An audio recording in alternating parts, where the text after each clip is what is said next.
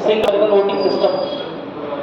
अभी तक आपने जो भी चुनाव अपने जीवन में देखे हैं उसमें देखा होगा कि सामान्य रूप से क्या होता है, एक आदमी के पास एक मत होता है, एक चुनाव होता है, एक मताधिकार होता है, और जितना आपका मत का वैल्यू जितना है ना, आपके मत की वैल्यू यानी आपके मत का मूल्य जितना है उतना ही हर एक आदमी का है।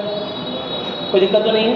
लोकसभा में जिन प्रत्याशियों को आप चुनते हैं या विधानसभा में जिन विधायकों को आप चुनते हैं, तो वहां पर चाहे आप वोट दे रहे हो चाहे कोई भी वोट दे रहा हो, चाहे प्रेसिडेंट ऑफ इंडिया ही क्यों ना वोट दे रहा हो, अपने क्षेत्र में जाएगा वो भी, है ना, वो भी वोटिंग करेगा। लेकिन सबके मत का मान, सबके मत की वैल्यू, सबके मत का मूल्य समान होता है। क्या मेरी बात सुन रहे? चाहे आपका मत हो, चाहे नरेंद्र मोदी जी का मत हो, चाहे द्रौपदी मुर्मू जी का मत हो, चाहे अंबानी जी का मत हो, सबके मत का मूल्य समान है। कहाँ पर? लोकसभा या विधानसभा के इलेक्शन। कोई दिक्कत नहीं है, या फिर नगर पालिका के इलेक्शन। इसमें मतों का मूल्य जैसा कुछ नहीं होता। लेकिन कल आपने देखा कि मतों का मूल्य कैसे निकालते हैं, अनुपातिक प्रतिनिधित्व। ठीक उसी तरह से एक और कॉम्प्लेक्स सिस्टम का इस्तेमाल करते हैं प्रेसिडेंट के इलेक्शन में, उसे बोलते हैं एकल हस्तांतरणीय वोटिंग प्रणाली। क्या मेरी बात क्लियर है? कोई दिक्कत नहीं है ना? अब होता क्या है इसमें समझ लेते हैं जल्दी। ऐसे अच्छा, एकल हस्तांतरणीय आप कुछ मतलब निकाल पा रहे हैं इसका क्या होता होगा? कुछ पढ़ा भी तो होगा, कुछ पढ़ भी तो रहे हो। अमिताभ बच्चन, रजनीकांत कुछ पढ़ रहे हो, बताओ क्या पढ़ा? मतलब अपना मत एक प्रत्याशी के अलावा और, इसका क्या मतलब होता है? एक प्रत्याशी के अलावा और प्रत्याशियों को डालना, मतलब वेरी गुड, वरीयता क्रम में डाल सकते हैं अपना मत। मेरी बात सुनाई? और उससे फायदा क्या होगा? उससे यह होगा कि चुनाव बार बार नहीं करवाने पड़ेंगे। ठीक है, फायदा ये होगा कि चुनाव बार बार नहीं करवाने पड़ेंगे अगर किसी प्रत्याशी का, सामान्य तौर पर हम विनिंग या जीता हुआ प्रत्याशी से मानते हैं जिसके पास कुल मत वैल्यू का, कुल वोटिंग वैल्यू का, दोबारा बोल रहा हूँ वोट नहीं, क्या बोल रहा हूँ, वोट वैल्यू, यानी कि कुल मतों के मूल्य का अगर 50% से ज्यादा किसी प्रत्याशी के पास है तो उसे मान लिया जाएगा जीता। क्या मेरी बात क्लियर है? लेकिन लेट अस सपोज 4 प्रत्याशी खड़े हुए, हालांकि इंडिया में 2 ही प्रत्याशी खड़े होते हैं, लेकिन 4 खड़े हो सकते हैं, ऐसी कोई बात नहीं है। ठीक है, लेट अस सपोज 4 प्रत्याशी खड़े हुए, है ना, उसमें से एक के पास गया 30%, दूसरे के पास गया 40%, एक के पास गया 10 और एक के पास गया 20%, ऐसे वो चला गया। जो ओवरऑल वोट है 100%, उसमें से किसी एक के पास 40, एक के पास 30, एक के पास 20, एक के पास 10, ऐसे करके चला गया। क्या मेरी बात समझ आ रही है? अब ऐसे में क्या होगा, किसी के पास भी 50% नहीं पहुंचा है, तब क्या करेंगे? 40% वालों को मान लेंगे? नहीं मानेंगे। इसीलिए तो ये कॉम्प्लेक्स सिस्टम है, एकल हस्तांतरणीय। नॉर्मली लोकसभा और विधानसभा के इलेक्शन में 50% क्रॉस करने की जरूरत नहीं है, जिसका सबसे ज्यादा होता है उसे मान लिया जाता है विनर। लेकिन ये क्या लोकसभा विधानसभा इतना इजी इलेक्शन है? किसका इलेक्शन है ये? देश के राष्ट्रपति का। क्या मेरी बात सुने? उससे इंपॉर्टेंट पद कोई होता है कार्यपालिका में? नहीं होता है। तो इसीलिए हम कुछ अलग सिस्टम इस्तेमाल करते हैं, उसके बारे में देखते हैं। लेट अस सपोज 4 प्रत्याशी खड़े हैं,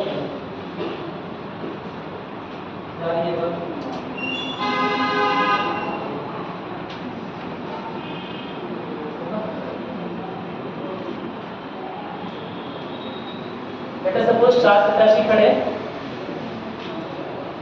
ए बी सी और डी, दिखाई दे रहा है साफ साफ? लेट अस सपोज 4 लोग जो है वो प्रेसिडेंट के, नॉर्मली 2 ही लोग खड़े होते हैं, लेकिन इसका मतलब ये नहीं कि 2 ही लोग अलाउड है, 2, 3, 4 प्रत्याशी खड़े हो सकते हैं। क्या मेरी बात क्लियर? ठीक है। अब लेट अस सपोज 4 प्रत्याशी खड़े हैं और यहाँ पर कुछ बहुत सारे सांसद, बहुत सारे के सारे सांसद, सारे के सारे विधायक क्या वोटिंग करने के लिए एलिजिबल होते हैं? नहीं। कौन से वाले एलिजिबल होते हैं? निर्वाचित, है ना। निर्वाचित सांसद और निर्वाचित विधायक इनके वोटिंग में पार्टिसिपेट कर सकते हैं, भागीदारी कर सकते हैं। कोई दिक्कत तो नहीं है ना? इनके इलेक्शन में, इनके चुनाव में भागीदारी कर सकते हैं। लेकिन उनकी संख्या भी तो बहुत ज्यादा होती है, उनकी संख्या कम होती है क्या? अरे हर राज्य के विधायक की बात कर रहे हैं, ज्यादा नहीं है, बहुत ज्यादा है। और फिर उसमें वोटिंग वैल्यू वाला कैलकुलेशन आसान नहीं है कहने की बात। क्या मेरी बात समझ आ रही है? लेकिन वोटिंग वैल्यू को एक बार के लिए इस समय के लिए दरकिनार कर दीजिए, केवल वोट के सिस्टम में सोचिए, ठीक है? कि लेट अस सपोज 7 लोग हैं या 8 लोग हैं, है ना? 8 लोग मान लेते हैं, क्या क्या मान लेते हैं? 8 लोग वोटिंग कर रहे हैं। जल्दी सीख लेते हैं, हमेशा की याद हो जाएगा। ये और कभी मान लेते हैं, 6 लोग मान लेते हैं, 4 ही तो। राम, श्याम और बताओ, रहीम और रहमान। एक दो नाम और बता दो। अरे अब आर से ही सब चेक देते हैं। एक दो महिलाओं का भी नाम बोल दो भाई। राधा, राधा, है ना? लेट अस सपोज ये हमारे कौन है? मतदाता है। मतदाता यानी कि निर्वाचित सांसद और निर्वाचित विधायक। कोई दिक्कत तो नहीं है? लेट अस सपोज ऐसे उनकी कोई लिस्ट बनी हुई है। अब उन्हें क्या बोला जाएगा? अब उन्हें बोला जाएगा कि ये 4 प्रत्याशी हैं हमारे सामने, और इन 4 प्रत्याशियों को आपको प्रेफरेंशियल सिस्टम देना है, यानी कि वरीयता क्रम में इन्हें वोट करना है। क्या मेरी बात समझ? तो चलो राम का देख लेते हैं। राम ने बोला कि भैया हम तो बी को वोट देंगे पहले नंबर पर, और अगर बी की उम्मीदवारी किसी तरह से बाई चांस कैंसिल हो जाती है ना, या बी बाई चांस नहीं जीतने योग्य होता है, तो सेकंड नंबर पे हम चाहते हैं कि ए जीत जाए।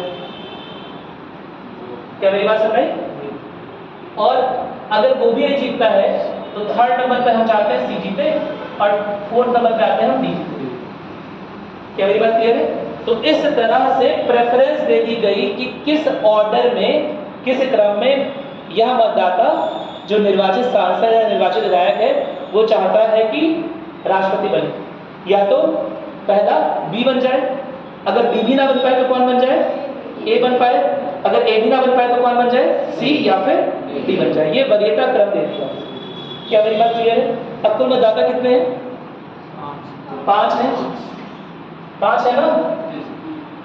तो पहली बात तो ये एकल हस्तांतरण में या प्रेसिडेंशियल इलेक्शन में क्या होता है कि 50% से ज्यादा होना चाहिए। यानी कि अगर यहाँ पर 5 लोग हैं तो 50% कितना हो गया? 2.5। अब 2.5 तो होगा नहीं, तो 2.5 से बड़ा क्या हो जाएगा? 3। यानी कि कम से कम 3 लोग, समझ रहा हो ना? कम से कम 3 लोग किसी को पहली प्रायोरिटी पे रखें। अगर कम से कम 3 लोग किसी को पहली प्रायोरिटी पे नहीं रखते हैं तो ऐसे में उस मतलब फर्स्ट काउंटिंग में उस आदमी का सिलेक्शन नहीं। क्या मेरी बात समझ आ गई? तो लेट अस सपोज श्याम ने भी बी को दे दिया वरीयता। श्याम के अकॉर्डिंग फर्स्ट ये है, अगर ये ना बने तो सी बन जाए, अगर सी भी ना बने तो डी बन जाए, और अगर डी भी ना बन पाए तो ए बन जाए श्याम के अकॉर्डिंग। क्या मेरी बात समझ आ रही है? कोई दिक्कत तो नहीं है ना इसमें? यहाँ वोटिंग सिस्टम जो है वो वरीयता क्रम के आधार पर है, ठीक है? कि आप कितनी वरीयता किस आदमी को दे रहे हैं प्रेसिडेंट पद के लिए। क्या मेरी बात समझ आ गई?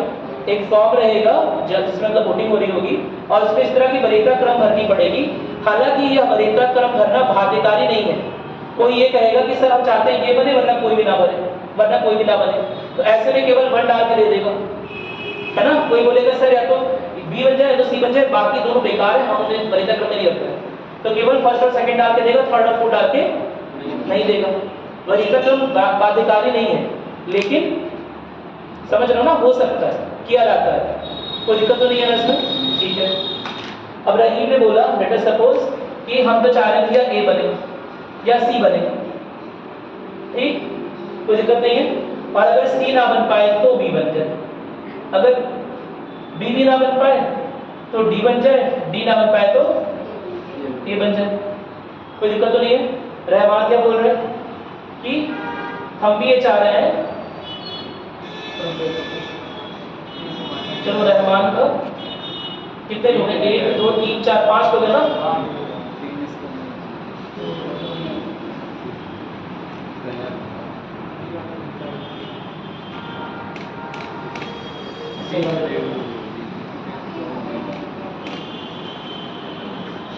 आसान है, पहले एक बार करके दिखा दे रहे, फिर हम थोड़ा सा करते हैं। दूसरी बात मिटाना पड़ जाएगा।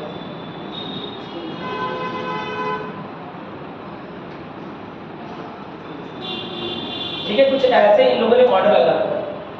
क्या मेरी बात सुन रहे हैं? जितने भी मतदाता होंगे, निर्वाचित सांसद, निर्वाचित विधायक, वो कुछ इस तरह से क्रम लगा देंगे कि वो चाहते हैं पहले नंबर पे अगर राष्ट्रपति बने तो कौन बने, जैसे रही के चाह रहे हैं, या तो सी बने, अगर सी ना बन पाए तो बी बने, अगर बी भी ना बन पाए तो डी बने, अगर डी भी ना बन पाए तो ए बने। क्या मेरी बात क्लियर है?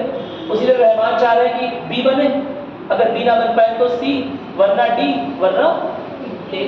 कुछ ऐसे लगा रखा है। क्या मेरी बात क्लियर है? अब जब इस तरह का ऑर्डर देख लिया जाएगा तो बहुत सिंपल सा देखने में लग रहा है कि जितने भी इस तरह के मतदाता होंगे, जितने भी टोटल मतदाता हैं, उनका 50% ले लिया जाएगा। 50% ऑफ जितने भी कुल मत पड़े, मतदाता नहीं कुल मत। ठीक है, कोई दिक्कत तो नहीं है ना? जैसे इस सिस्टम में हमने देखा कितने लोग काम कर रहे हैं, 5 लोग काम कर रहे हैं, कोई दिक्कत तो नहीं है। तो 5 का 50% कितना हो गया? 2.5, है ना? यानी कि 2.5 से ज्यादा, 2.5 से बड़ा, यहाँ बड़ा लिख दे रहा हूँ ऐसे, जो भी प्रत्याशी जीत कर आएगा उसका वोटिंग जो है वो 2.5 से ज्यादा होना चाहिए। कोई दिक्कत नहीं है ना? अब हम देख लेना, बहुत सामान्य रूप से एक ही बार हमें लिख जा रहा है कि बी जो है उसे 3 बार 1 पे लोगों ने रखा है, 3 बार, यानी कि 2.5 से ज्यादा बार है। तो ऐसे में पहली ही काउंटिंग में डिसाइड हो जाएगा कि बी हमारा प्रेसिडेंट। क्या मेरी बात क्लियर है? कोई दिक्कत तो नहीं है इसमें? इतना समझ में आ गया? कोई समस्या नहीं ना इसमें? ठीक है। इसमें हमें सेकंड काउंटिंग पे जाने की जरूरत नहीं हुई। इसमें हमने क्या किया, सिंपल से देख लिया कि फर्स्ट प्रेफरेंस, फर्स्ट जो भी मतदाता है उनकी फर्स्ट प्रेफरेंस जो है वो किस प्रत्याशी के हक में है। अगर वो प्रत्याशी 50% से ऊपर बार, 50% से ऊपर बार फर्स्ट प्रेफरेंस में रखा गया है तो वो अपने आप प्रेसिडेंट बना लिया जाएगा। कोई दिक्कत तो नहीं है ना? वो चुनाव जीत जाएगा प्रेसिडेंट। इसमें कोई समस्या नहीं है। अब समस्या क्या आती है कि लेट अस सपोज इन्हें भी 2 बार बंधन मिला है और इन्हें भी यहाँ पर 2 बार बंधन मिल गया।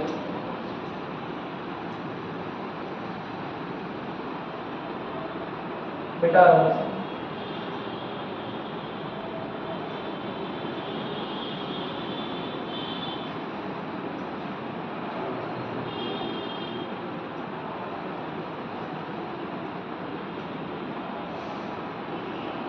उनको बात समझ में आ रही कि नहीं आ रही? कितना समझ में आ गया? यहाँ देखिए क्लियर। अब लेट अस सपोज कि रहीम ने और रहमान ने ए को क्या दे दिया है? क्या मेरी बात क्लियर है? कोई दिक्कत तो नहीं है ना इसमें? ठीक है। और बाकी सबको इसे दे दिया है 2, इसे दे दिया है 3, इसे दे दिया है 2, उसी तरह इसे दे दिया है 2, इसे दे दिया है 3, इसे दे दिया है 4। राधा ने क्या किया है, फर्स्ट नंबर पे दे दिया है सी को, सेकंड नंबर पे दे दिया है बी को, थर्ड नंबर पे किसे दे दिया है डी को, और फोर्थ नंबर पे किसे दिया है ए। कुछ ऐसे दिया है। क्या मेरी बात क्लियर है? अब हम यहाँ पर देख रहे हैं भैया, यहाँ पर तो ए के पास भी 2 बार प्रेफरेंस आ गई और ए के पास भी 2 बार प्रेफरेंस आ गई और बी के पास भी 2 प्रेफरेंस आ गई। यानी कि समझ रहे हो ना, अगर इतने लोग वोट दे रहे हैं तो उसमें क्लैश हो जा रहा है कि 2 बार फर्स्ट, मतलब जितने भी लोग हैं उसमें फर्स्ट प्रायोरिटी पर बी को दो लोग रख रहे हैं और 2 लोग फर्स्ट प्रायोरिटी पर ए को रख रहे हैं। अब किसे प्रेसिडेंट चुना जाएगा? अब ऐसे में क्या किया जाएगा, जिसके प्रेसिडेंट चुने जाने की तनिक भी संभावना नहीं, जिसके प्रेसिडेंट चुने जाने की तनिक भी संभावना नहीं है। जैसे इसमें देख सकते हो कि सी को महज एक बार ही प्रेसिडेंट के लिए किसी ने बोला। क्या मेरी बात क्लियर है?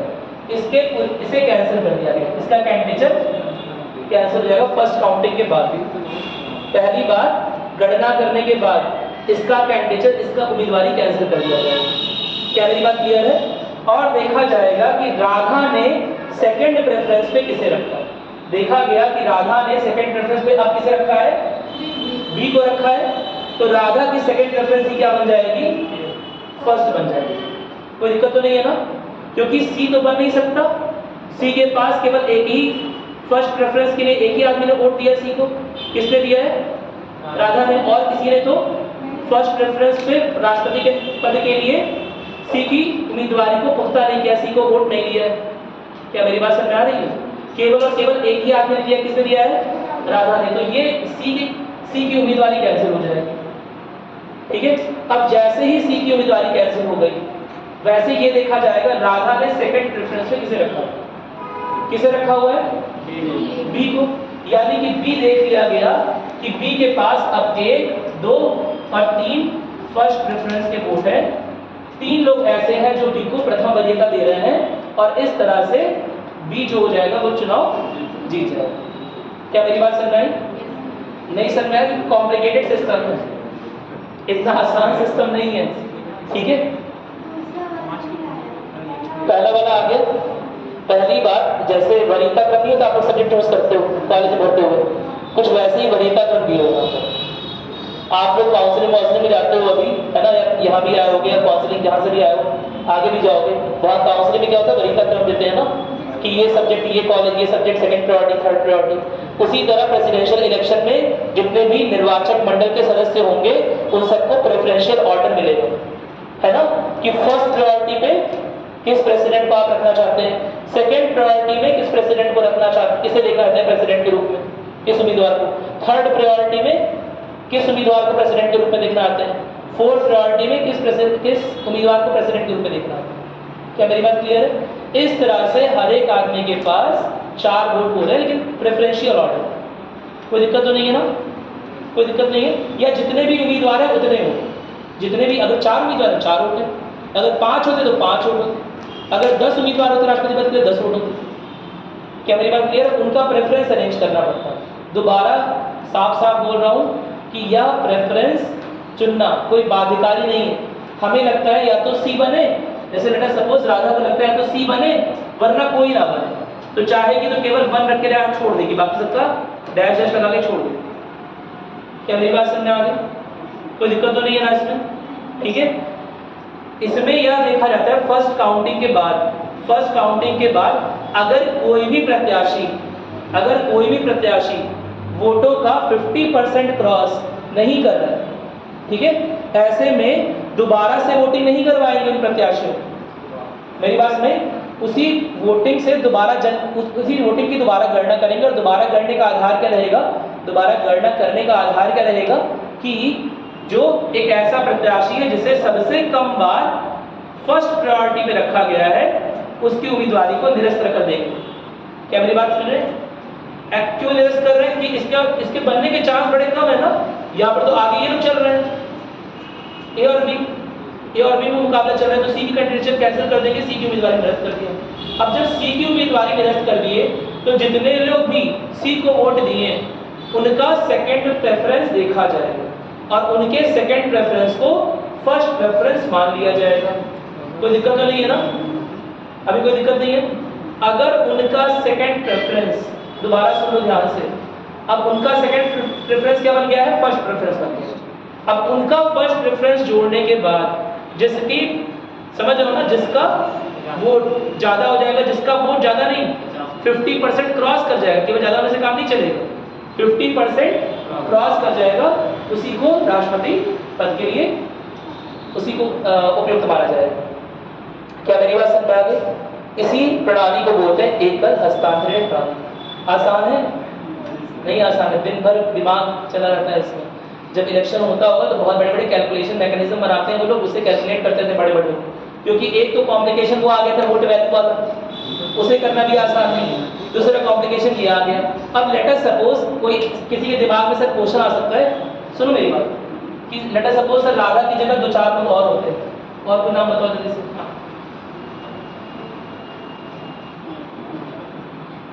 अरे बोलो जल्दी से, अरे लोग अपने अपने दोस्तों का नाम नहीं बताओ।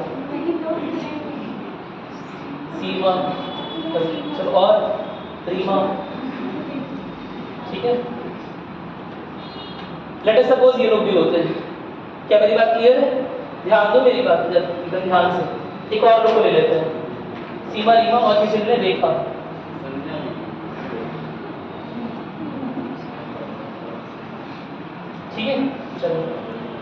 अरे ये कोई बोल थोड़ा ना हमारा तुम लोग के शादी कार्ड थोड़ा ना है कि तुम लोग अपना पसंद बता रहे हो। सीमा रीमा रेखा, ठीक है, तो बहुत सिंपल सी बात है। लेट अस सपोज कि सीमा रीमा रेखा और राधा ने अपनी सेकंड प्रेफरेंस किसी और को दी होती है। थोड़ा सा क्लीन कर दे रहा हूँ, राधा का भी क्लीन कर दे रहा हूँ, ठीक है। समझ लो, ये ऐसे कहीं लिखा लिखा नहीं ना बता रहा हूँ, एक बार में सारा कॉन्सेप्ट क्लियर हो जाएगा, ठीक है। हो गया?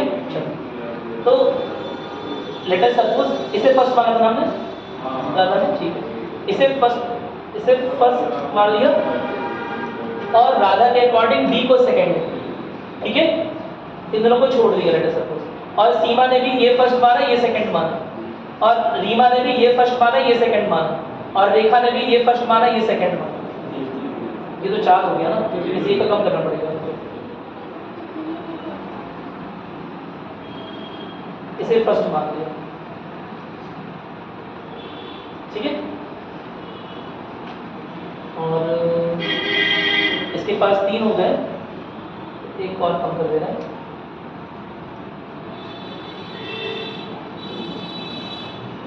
किसी न किसी के पास तो 4 पहुंच ही जा रहा है भाई, 1 2 3 इनके पास हो गया पहले ही। असल में क्या होता है, मैं समझा दूंगा ऐसे ही लोगों को। क्या होता है कि जैसे सपोज कर लीजिए ये चीज कि फर्स्ट प्रेफरेंस देने के बाद, ठीक है, किसी के 50% वोट पूरे नहीं हो रहे, है ना, तो हम क्या करेंगे, जिस कैंडिडेट का सबसे कम वोट रहा होगा फर्स्ट प्रेफरेंस का, उसके कैंडिडेट को, उसकी उम्मीदवारी को कैंसिल कर देंगे, ठीक है। और इसी तरह से अगर और भी किसी का उसके बराबर ही कम है तो उसकी भी उम्मीदवारी कैंसिल कर देंगे। और यह प्रोसेस, ये जो अभी प्रोसेस बताई ना, ये तब तक बार बार रिपीट होती रहेगी जब तक हमें कोई एक आदमी राष्ट्रपति पद के लिए ना मिले, ठीक है। अब अगर सेकंड प्रेफरेंस सीमा रेमा और रेखा की ये होती लेट अस सपोज, है ना, और इन लोगों का कैंडिडेचर कैंसिल हो गया हो, तो सी का कैंडिडेचर कैंसिल हो गया है ना, सी का कैंडिडेचर कैंसिल हो गया क्योंकि एक आदमी ने केवल से फर्स्ट प्रेफरेंस पे रखा था, इसलिए सी का कैंडिडेचर कैंसिल हो गया। कोई दिक्कत तो नहीं है ना, डी का भी कैंसिल हो जाएगा, चलो कोई बात नहीं, इसके अकॉर्डिंगली समझो। एक बार समझ लेते हैं थोड़ा सा। लेट अस सपोज कि सी की उम्मीदवारी कैंसिल हो गई है। क्यों कैंसिल हो गई है? क्योंकि केवल एक आदमी ने फर्स्ट प्रेफरेंस पे उसे रखा। ध्यान से सुन लो मेरी बात। इसलिए सी की उम्मीदवारी कैंसिल हो गई है।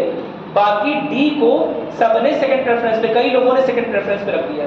तो अब जब दोबारा गणना होगी तो जिन्हें सेकंड प्रेफरेंस पे रखा गया था, जिनका नंबर 2 था ना सेकंड प्रेफरेंस, वो अपने आप 1 बन जाएगा और उस हिसाब से चेक किया जाएगा कि कौन आगे है। जिसके पास 50% से ज़्यादा वोटिंग होगी, जिसके पास कुल मतों का 50% से ज़्यादा होगा, उसी को क्या निर्धारित कर दिया जाएगा, उसी को राष्ट्रपति बना दिया जाएगा, वही राष्ट्रपति पद के लिए उपयुक्त माना जाएगा। अगर ये नहीं होता है, फिर भी कुछ क्लैश या कमियां होती हैं, तो फिर दोबारा से प्रोसेस करते रहेंगे जब तक कोई उम्मीदवार ना मिल जाए। लेकिन बार बार वोटिंग नहीं कराएंगे, कहने का ये मतलब। कोई दिक्कत तो नहीं है ना, पहली बात। दूसरी बात, आपने व्हिप का नाम सुना है? व्हिप, WHIP, व्हिप सुना है? VIP की बात नहीं कर रहा, WHIP क्या होता है, सुना तो है? बताओ। जैसे कितने लोग यहाँ पॉलिटिकल साइंस वाला ग्रेजुएशन वाला एग्जाम होगा? तो कई लोग तो नहीं है, उनका है। अच्छा, तुम्हारा तुम ऐसे क्यों बोलो? मेरे को पीछे बात किया। तो बताओ व्हिप का क्या मतलब होता है? व्हिप वैसे हिंदी बोलते चाबुक या सचेतक। काम क्या होता है व्हिप का कि जब भी लोकसभा या राज्यसभा में किसी निर्णायक मुद्दे पर वोटिंग होनी होती है, तो जो पार्टियां होती हैं उनके MP या MLA उनके खिलाफ ना जाए, इसलिए व्हिप जारी किया जाता है। क्या मेरी बात समझे? व्हिप का मतलब ये होता है कि अगर हम कोई प्रस्ताव पास कराना चाहते हैं तो हमारी पार्टी के मेंबर्स का तो सपोर्ट मिले, वो लोग वहां पर उपस्थित भी रहे और पार्टी के मुद्दे, पार्टी के नजरिए को समझते हुए पार्टी जिसे चाहती है, जैसा वोट चाहती है, वैसा वोट करे। क्या मेरी बात क्लियर है? इसी चीज को बोलते हैं व्हिप। क्या बोलते हैं? व्हिप। तो सही नहीं बोलते, सचेतक भी बोलते हैं। सचेतक टर्म तो कहीं लिखा नहीं है तुम्हारे में, लेकिन व्हिप इशू करने का क्या मतलब होता है कि कोई पॉलिटिकल पार्टी एक अधिकारी अपने पार्टी मेंबर में से ही एक सदस्य तैनात करेगी जो व्हिप जारी करेगा, जिसका काम यह देखना होगा कि उस पार्टी के कितने एमपी या एमएलए जब कोई मोशन, जब कोई बिल पास हो रहा था तो वहां पर उपस्थित थे और कितनों ने फेवर में वोट किया, पार्टी एजेंडा को ध्यान में रखकर वोट किया, जैसा पार्टी ने बोला था वोट करने के लिए वैसा वोट किया। क्या मेरी बात क्लियर है? कोई दिक्कत तो नहीं है ना? क्या मेरी बात सुन? लेकिन प्रेसिडेंट के इलेक्शन में किसी भी तरह का व्हिप जारी नहीं कर सकती कोई भी पॉलिटिकल पार्टी। बाकी सबके इलेक्शन में जारी कर सकती है, बाकी सब चीज़ों में जारी कर सकती है, लेकिन प्रेसिडेंट के इलेक्शन में कभी भी किसी प्रकार का व्हिप कोई पॉलिटिकल पार्टी जारी नहीं कर सकती। यानी कि कोई भी राजनीतिक दल अपने सदस्यों को मजबूर नहीं कर सकता कि किसी खास उम्मीदवार को वोट दिया जाए। क्या मेरी बात समझ में आ गई है? कोई दिक्कत तो नहीं है? एक हस्तांतरण वाला मुझे लगा तुम लोग को थोड़ा कम समझ में आया, थोड़ा सा दोबारा अगर दिक्कत हो रही तो बताओ, दोबारा समझाए सर, दोबारा समझा दे। पहला राउंड जनगणना क्लियर हो गया था, तो लोग तो 4 बार समझ लो, ऐसे 4 बार समझ के बाद, लेकिन समझने की कोशिश भी करो थोड़ा सा, ठीक है? पहला राउंड मतलब क्लियर हो गया था। हमने क्या किया, टोटल वोट वैल्यू देख ली। मैं दोबारा वोट बोल रहा हूँ, लेकिन आप क्या, मैं जब वोट बोलूंगा प्रेसिडेंशियल इलेक्शन में तो आप क्या समझोगे, वोट वैल्यू, मत का मूल्य समझोगे। तो टोटल मतों का मूल्य देखा गया कि किसके पक्ष में जा रहा है, कोई दिक्कत तो नहीं है? अब उस मत के मूल्य के अनुसार यह देखा गया कि सबसे पीछे कौन सा उम्मीदवार चल रहा है। क्या मेरी बात समझ में आ गई? उस मत के मूल्य के अनुसार क्या देखा गया, सबसे पीछे कौन सा उम्मीदवार चल रहा है। यह कब देखा गया, जब जितने भी उम्मीदवार हैं उनमें से कोई भी 50% का जो आंकड़ा है वो पार नहीं कर पाता। क्या मेरी बात क्लियर है? अगर 50% का आंकड़ा पार कर ले रहा है तो बड़े आराम से उसे राष्ट्रपति बना दिया जाएगा। अगर बाई चांस 50% का आंकड़ा नहीं पार कर पा रहा है तो दोबारा से गणना होगी। अब लेकिन अब जब दोबारा गणना की जा रही है तब उस समय करते वक्त यह देखा जाएगा कौन सा वह उम्मीदवार है जिसके पास सबसे कम वोट वैल्यू पहुंची है। सबसे कम वोट वैल्यू किसके पास पहुंचेगी, जिसे सबसे कम बार फर्स्ट प्रायोरिटी लोगों ने दी है। वरीयता क्रम में जिसे फर्स्ट प्रायोरिटी सबसे कम बार मिली है, पहली वरीयता राष्ट्रपति पद के बनने के लिए सबसे कम लोगों ने दी है, उस आदमी की उम्मीदवारी को कैंसिल कर दिया जाएगा। और उस आदमी की उम्मीदवारी को कैंसिल करने के बाद क्या किया जाएगा, जो उसने सेकंड वरीयता दी थी ना, अब वही फर्स्ट हो जाएगा। क्या मेरी बात समझ में? ऐसे जितने भी लोगों ने उसे दिया होगा वोट, समझ रहा हो ना, जितने भी लोगों ने उसे वोट दिया था, है ना, उसकी कैंडिडेटशिप कैंसिल, उसकी उम्मीदवारी कैंसिल हो गई, तो अब उसके फर्स्ट का मतलब क्या हो जाएगा, असल में जो उसने सेकंड के प्रेफरेंस दिया था, ठीक है, अब वही फर्स्ट हो जाएगा। आखिर ये 1 2 3 4 क्यों भरवाते हैं, क्या कारण होता है? 1 2 3 4 इसलिए भरवाते हैं ताकि अगर आगे चलकर किसी भी राष्ट्रपति पद के दावेदार की उम्मीदवारी कैंसिल होती है या उसे अयोग्य माना जाता है या वो 35 साल से छोटा पाया गया और जो अर्हताएं हैं न्यूनतम वो फुलफिल नहीं कर रहा है, मेरी बात समझ, तो बार बार चुनाव नहीं होता रहेगा राष्ट्रपति पद का, ठीक है, बार बार चुनाव नहीं होगा, एक ही बार वोटिंग हो गई। और अगर बाई चांस जो आदमी राष्ट्रपति पद पर आने वाला है उसे किसी तरह से अयोग्य मान लिया गया तो दोबारा से वही चुनाव, उसी चुनाव की जो वोट वैल्यू थी दोबारा से देखी जाएगी कि अब अगर ये नहीं हो सकता तो सेकंड नंबर पे कौन, और उसे देखने के लिए क्या किया जाता है कि वरीयता क्रम में भरवाया जाता है फॉर्म कि आप फर्स्ट नंबर पे किसे लिखना आते हैं राष्ट्रपति, सेकंड नंबर पे किसे लिखना आते हैं, थर्ड नंबर पे किसे लिखना आते हैं, फोर्थ नंबर पे किसे लिखना आते हैं। क्या मेरी बात क्लियर है? पहली पसंद नाम सुने हो ना, पहली पसंद, ठीक है, तो आपकी पहली पसंद कौन है, दूसरी पसंद कौन है, तीसरी पसंद कौन है, चौथी पसंद कौन है? नहीं समझे बात? समझ रहे हो ना? अरेंज मैरिज नाम सुने हो कि नहीं सुने हो? होता है ना ऐसे 4 जगह चक्कर मार के फिर क्या करते हैं, किसी एक को डिसाइड कर रहे होते हैं वो। उसी तरह पहली पसंद कौन है, दूसरी पसंद, अगर इसके यहाँ बात नहीं बनेगी तो दूसरे वाले के यहाँ जाएंगे, अगर दूसरे वाले के घर गढ़े में होगा, है ना, तीसरे वाले के गाँव में होगा, तीसरे वाले के यहाँ जाएंगे, अगर तीसरे वाले के यहाँ कोई दिक्कत हो रही है चौथे वाले के यहाँ जाएंगे। इस तरह अरेंज होता है ना। तो ठीक उसी तरह से पहली पसंद, दूसरी पसंद, तीसरी पसंद, 4 पसंद दी जाती है। मेरी बात समझ में? कोई दिक्कत तो नहीं है? अब उसके बाद क्या किया जाता है कि अगर पहली ही बार में 50% वोट वैल्यू नहीं मिल रही है तो क्या किया जाएगा, जो सबसे कम पसंद हासिल किया था पहली बार, ठीक है, जिसके पास सबसे कम पहली प्रायोरिटी थी, उसकी उम्मीदवारी को कैंसिल कर दिया जाएगा और उसे जितने भी लोगों ने वोट किया था उनकी सेकंड प्रेफरेंस कौन थी ये देखा जाएगा, उनकी दूसरी वरीयता कौन थी यह देखा जाएगा, उनकी दूसरी वरीयता को ही अब पहली वरीयता मान लिया जाएगा। क्या मेरी बात समझ में आ गई? अब उस पहली वरीयता के अनुसार दोबारा से गणना होगी कि कौन सा व्यक्ति जो है वो सुयोग्य उम्मीदवार या सुयोग्य राष्ट्रपति बन सकता है। जिसके पास 50% से ज़्यादा हो रहा होगा वो राष्ट्रपति बन जाएगा। अगर ऐसा फिर दोबारा नहीं होता है, लेट अस सपोज फिर भी 50% क्रॉस नहीं हो रहा है, फिर भी 50% जितने भी लोग उपस्थित हैं या मतदाता हैं उनका 50% अगर फिर भी नहीं क्रॉस हो रहा है, तो ऐसे में क्या होगा, ऐसे में तिबारा जनगणना की जाएगी, जनगणना नहीं सॉरी तिबारा वोटों की गणना की जाएगी, ठीक है। तो तिबारा से फिर जो सबसे कम वाला उम्मीदवार होगा, जिसे सबसे कम बार 1 नंबर की प्रायोरिटी मिली होगी, उसके उम्मीदवारी को कैंसिल किया जाएगा। उसे 1 नंबर की प्रायोरिटी में जिन लोगों ने चुना हुआ है उनकी सेकंड नंबर की प्रायोरिटी चेक की जाएगी, सेकंड बार पे सही लिखा हुआ है, उनकी सेकंड प्रायोरिटी को ही फर्स्ट मान लिया जाएगा और फिर दोबारा से गणना की जाएगी। क्या मेरी बात समझ आ रही? सब ऊपर से आ रही? कुछ आया कि कुछ भी नहीं आया? चलो कुछ चीज़ें नोट कर रहे थे, शायद उसके बाद है ना। कभी कभी अकल का दरवाजा देर से खुलता है, कोई ऐसी कोई बात नहीं है, ठीक है। बड़ी बात यह है कि मैं तुम्हें ये भी नहीं बोल सकता कि ये इसमें पढ़ लेना, ये कहीं दिया नहीं हुआ है, समझ लो, इस तरह से कहीं दिया नहीं हुआ है, इसलिए मैं तुम्हें ये नहीं बोल सकता कि ये यहाँ पढ़ लेना वहाँ पढ़ लेना, ठीक है। बस एक बार हस्तांतरित करके छोड़ दिए, लेकिन होता कैसे ये जानना बड़ा जरूरी है हमारे लिए, ठीक। इसमें कोई दिक्कत नहीं है, नोट करना स्टार्ट करोगे, लिखो पहले एक पॉइंट लिख लो, लिखो प्रेसिडेंट के इलेक्शन में, राष्ट्रपति के चुनाव में किसी भी राजनीतिक दल को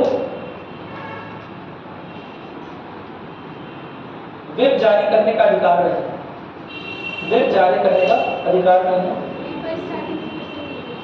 राष्ट्रपति के चुनाव में किसी भी राजनीतिक दल को व्हिप, WHIP, व्हिप ब्रैकेट में सचेतक, सचेतक जारी करने का अधिकार है, सचेतक जारी करने का अधिकार नहीं है, बोलते हैं व्हिप। व्हिप मतलब होता है चाबुक, जैसे घोड़ा सीधा चलता रहे उसके लिए चाबुक लगाई जाती है, उसी तरह MP MLA कभी भी राजनीतिक दलों के लाइन से, एजेंडा से हटकर वोटिंग ना करें, इसके लिए राजनीतिक दल अक्सर व्हिप जारी करते हैं। मेरी बात सुन रहे हैं? कोई दिक्कत तो नहीं है ना? कोई अत्यंत इंपॉर्टेंट मैटर है ना, लेट अस सपोज कि अविश्वास प्रस्ताव जारी हो गया, ऐसे में जो सरकार है वो गिर सकती है, ठीक है। तो ऐसे में क्या जो उस राजनीतिक दल के सदस्य हैं या और MP भी हैं, क्या उनकी जिम्मेदारी बचती है कि सरकार को बचाएं? अब वो अपने अपने घरों में एब्सेंट है, मतलब लीव लेके बैठे हुए हैं, तो उन्हें वहां उपस्थित होना पड़ेगा, और केवल उपस्थित होने से काम नहीं चलेगा, सरकार के पक्ष में वोट करना पड़ेगा। क्या मेरी बात क्लियर है? तो इसके लिए व्हिप जारी होता है इन सब चीजों की, ठीक है। कोई दिक्कत तो नहीं है? क्या मेरी बात सुन रहे हैं? या कोई भी निर्णय लेना हो, कोई भी बिल पास होना हो, तो उसके लिए भी अगर ऐसा लग रहा है कि विरोधाभास वाली स्थिति कुछ आ रही है और पक्ष बराबर ही मजबूत है ना, ऐसे में बिल पास करा ले जाने के लिए क्या करना पड़ेगा? व्हिप का सहारा लेती है गवर्नमेंट, और व्हिप केवल गवर्नमेंट यानी कि केवल सत्तारूढ़ दल नहीं लेता है ना, जो विपक्षीय पार्टी है वो भी ले सकती है कि आप लोगों को, आप हमारे पार्टी से सिलेक्टेड MP हो, सांसद हो, आपको संसद में प्रेजेंट रहना, उपस्थित रहना है। जिस दिन इस बिल पर पासिंग होगी, जिस दिन सब लोग का वोट या राय गिना जाएगा, है ना, कि ये बिल चाहते हैं पास हो या ना हो, यस या नो, तो उस दिन आपको वहां उपस्थित रहना है और सरकार के एजेंडा नहीं, सॉरी, जो भी राजनीतिक दल का जो भी एजेंडा है उसके अनुसार यस या नो दबाना, जो लोग वहां बताएंगे। क्या मेरी बात समझ में आ गई? कोई दिक्कत तो नहीं है? क्या मेरी बात समझ में आ रही? क्या होता है? अरे बोलो कुछ आया, लेकिन वो सो जा रहा है, समझ में आ रहा है? व्हिप एकदम क्लियर कर लो, क्योंकि व्हिप भी बहुत आसान भाषा में नहीं लिखा है, कठिन भाषाओं का इस्तेमाल है व्हिप लिखने में। वे मैंने तो बता दिया कि राजनीतिक दल इशू करते हैं। क्यों इशू करते हैं, क्या कारण होता है विप जारी करने का? विप जारी करने का कारण है जब कोई राजनीतिक दल अपने सांसदों से या अपने विधायकों से यह उम्मीद करता है कि वह किसी पॉलिटिकल एजेंडे पर हमारा समर्थन करेंगे और यस या नो करके जो भी पार्टी चाहेगी वैसा वोटिंग करेंगे। क्या मेरी बात क्लियर है? तो उसके लिए विप जारी करता होता है। क्या मेरी बात नहीं? लेकिन प्रेसिडेंट के इलेक्शन में कोई भी पॉलिटिकल पार्टी विप जारी नहीं कर सकती। क्या मेरी बात क्लियर है? ये क्वेश्चन आया था यूपीएससी 2019 में। इतना चिल्ला चिल्ला किस लिए बता रहा हूं?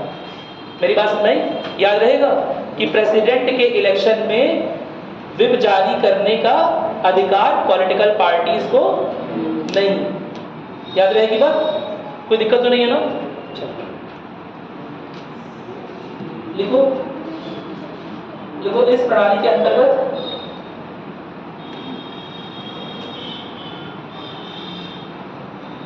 निर्वाचकों को यह अधिकार होता है, निर्वाचकों को यह अधिकार होता है कि राष्ट्रपति के पद के लिए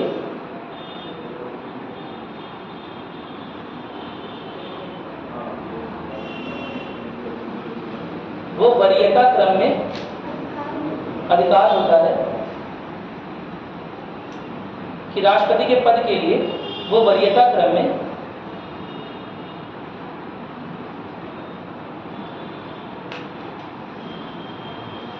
जितने उम्मीदवार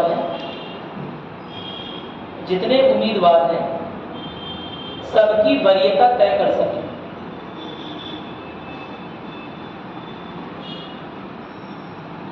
सबकी वरीयता तय कर सके। हालांकि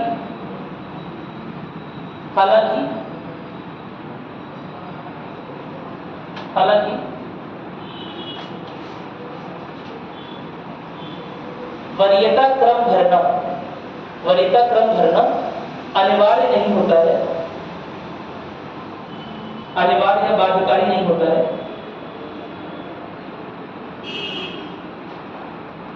फिर भी अनिवार्य या बाध्यकारी नहीं होता है, कोई चीज बाध्यकारी नहीं होता है। फिर भी या बाध्यकारी, अनिवार्य या बाध्यकारी नहीं होता है। फिर भी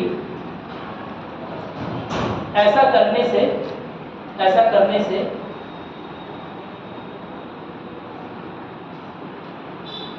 यदि गणना दूसरे राउंड तक पहुंचती है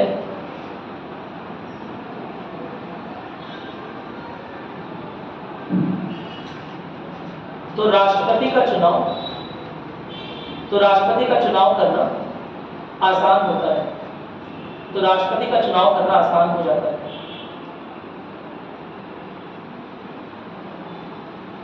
कैसे आसान होता है ये लिखते हैं तो लिखेगा यदि मत लिखिए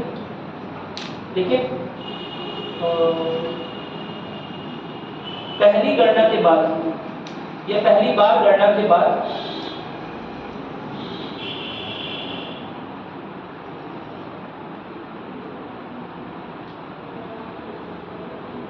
यदि किसी उम्मीदवार को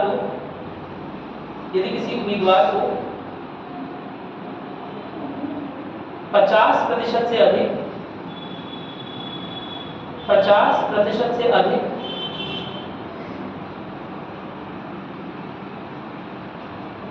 वैध वोट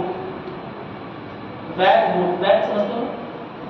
वैध वोट ब्रैकेट में जब मैं वोट बोल रहा हूं तो आप ये समझोगे मत मूल्य, ब्रैकेट में लिखोगे मत मूल्य, वैध मत या मत मूल्य मिलता है तो उसे जीता हुआ मान लिया जाता है।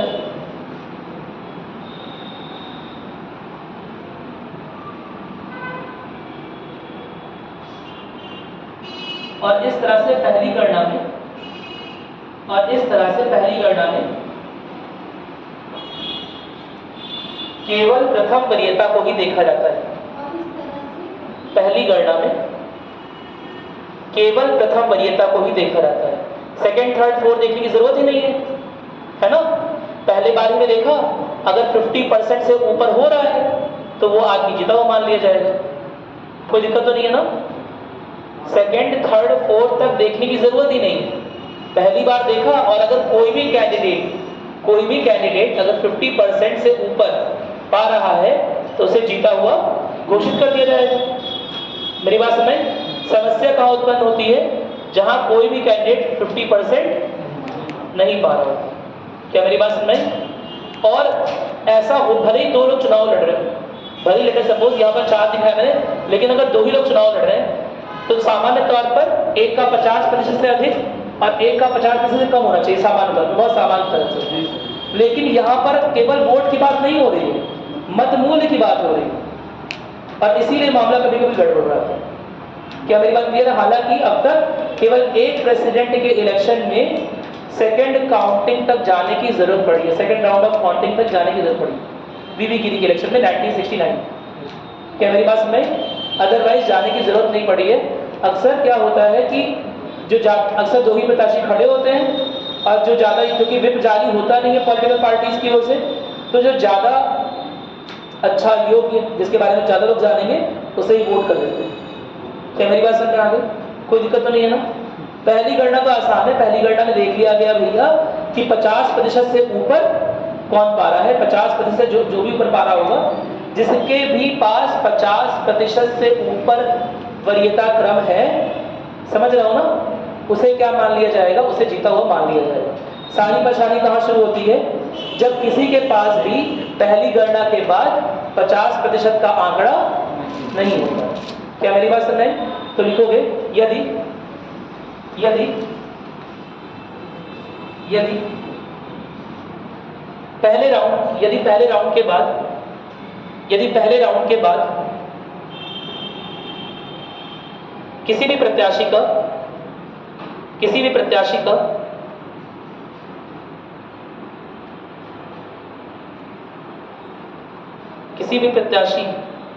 को लिख लो, को निर्धारित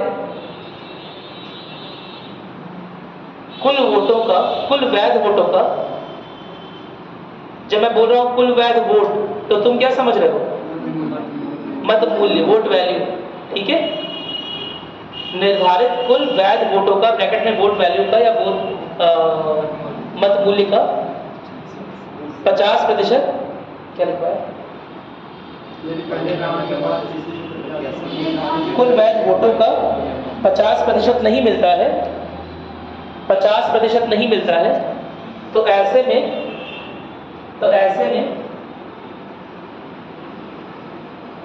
दूसरी गणना की जाती है या दूसरे राउंड की गणना की जाती है, जिसमें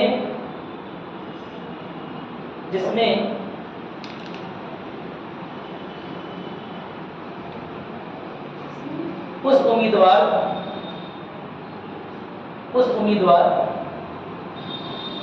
की उम्मीदवारी निरस्त कर दी जाती है या हटा दी जाती है। उस उम्मीदवार की उम्मीदवारी हटा दी जाती है जिसके पास उम्मीदवार की उम्मीदवारी हटा दी जाती है जिसके पास सबसे कम प्रथम वरीयता वोट होते हैं, प्रथम वरीयता के वोट होते हैं।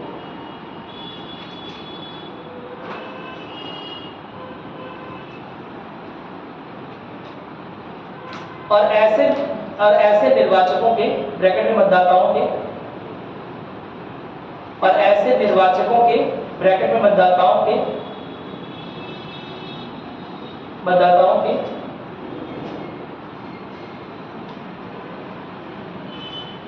द्वितीय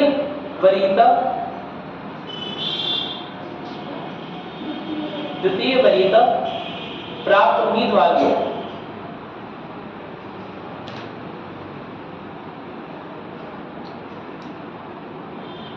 प्राप्त उम्मीदवार को मत लो, द्वितीय वरीयता को ही लिख लो, द्वितीय वरीयता को ही प्रथम वरीयता समझ लिया जाता है, द्वितीय वरीयता को ही प्रथम वरीयता समझ लिया जाता है और उसके आधार पर दोबारा से गणना की जाती है,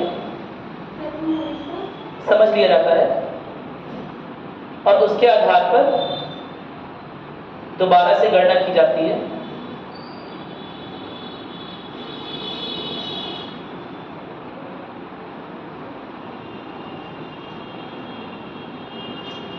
देखो देखो यह प्रोसेस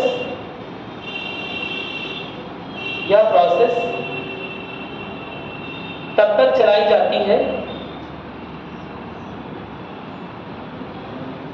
जब तक किसी उम्मीदवार